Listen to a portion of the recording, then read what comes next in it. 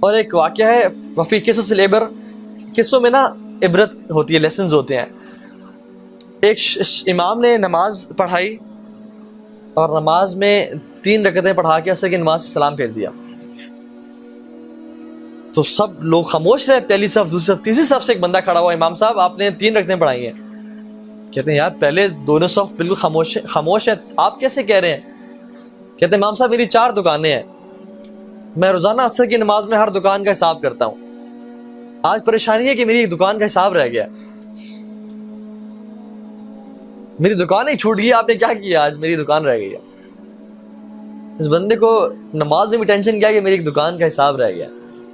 اس طرح سے مجھے پتا چلا. اور سبحان اللہ ہماری نمازیں دیکھیں انفارچونیٹلی کیسی ہیں کہ اگر امام بھول جائے تو ہم کہتے ہیں ہم کہاں تھے.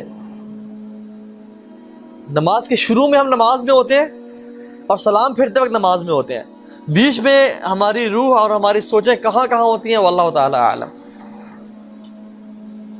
کہاں کہاں گھوم پھر کے، کبھی آفس ہوتی ہے، کبھی جاب، کبھی یونیورسٹی، کبھی گیمز میں ہوتی ہے، کبھی سکورز میں ہوتی ہے، کبھی پب جی میں ہوتی ہے، کبھی فورٹ نائٹ میں ہوتی ہے، کبھی یوٹیوب میں ہوتی ہے، کبھی کہاں ہوتی ہے. یہ وہ عبادت ہے جو عادت سمجھ کی جاتی ہے کہ انسان ٹکرے تو مارتا ہے لیکن اس کو مزہ نہیں آتا، اس کی لذت محسوس نہیں ہوتی.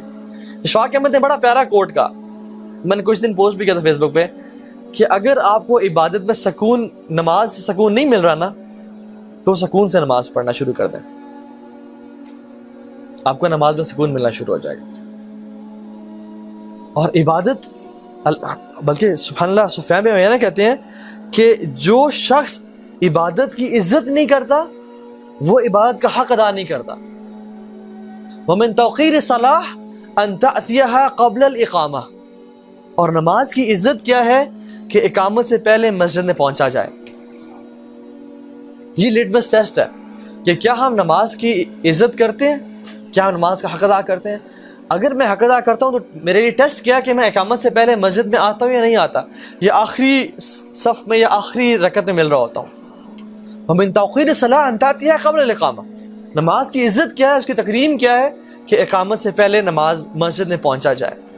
ایک صحابی رضی اللہ تعالی عنہ اپنے بیٹے سے کہتے ہیں کہ آپ نے فرض نماز ہمارے ساتھ پڑھی؟ تو انہوں نے کہا جی.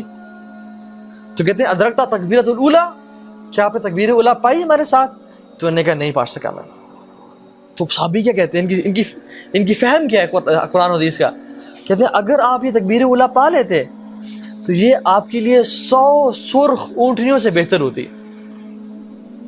100 ریڈ کیملز، ایک تکبیر اولیٰ آپ کے لیے 100 ریڈ کیمل سے بہتر ہوتی. اچھا let's put things into perspective.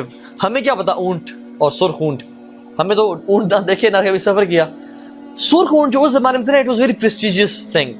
جیسے آج آپ کسی کے پاس لیمبورگینیز ہیں نا یا بگاٹیز ہیں، I'm not talking about Mercedes or Audis یا BMWs کیونکہ وہ نارمل ہے. I'm talking about high-end cars, luxury cars, maybe a private jet as well. یہ وہ چیزیں ہیں جو سرخ کیمل سے آپ اس کو تشبیہ دے سکتے ہیں. تو امیجن کسی بندے کے پاس 100 لیمبورگینیز ہوں، 100 بلیک لیمبورگینیز ایک بندے کے پاس ہے. اب صحابیہ کہہ رہے ہیں تمہارے لیے ایک تکبیر اولیٰ 100 لیمبورگینی سے بہتر ہے. Just to make you understand. لیکن ہم لوگ کس طرح سے تکبیر اولیٰ چھوڑ دیتے ہیں کیونکہ ہمیں احساس ہی نہیں ہے. امام شافعی رحمہ اللہ جو ہے وہ نماز شروع کرتے رات کو اور نماز پڑھتے پڑھتے نا کہتے ہیں کہ میری رات گزر جاتی ہے اور فجر کی اذانیں انہیں شروع ہو جاتی ہیں کہ مجھے احساس ہوتا ہے کہ میں تو نماز پڑھا تھا اور نماز کس طرح گزر گئی. سبحان اللہ. یہ نماز ہے جو عبادت سمجھ کی جاتی ہے.